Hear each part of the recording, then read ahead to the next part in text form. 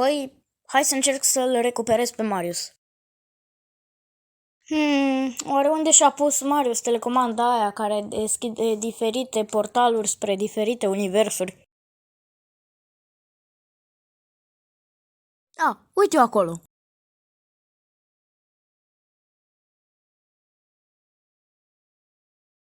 Stai puțin, am uitat, n-am nevoie de asta. Am mâinile elastice, pot să fac orice. Mi-o dai mie atunci? Oh, da, iau. Uhu, wabba-labba-dab-dab! Haide, Morty, fă-mă mai mic și să plecăm de aici. Bun, hai să încerc.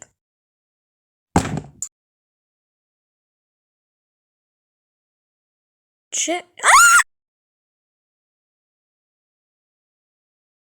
Bun venit acasă!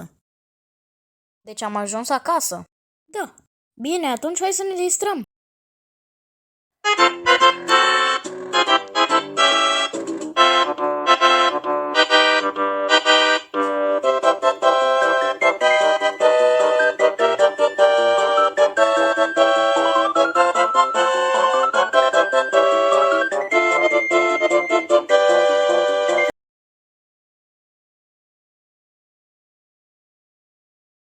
Mulțumesc că v-ați uitat la animație. Dacă v-a plăcut animația, vă rog să dați un like.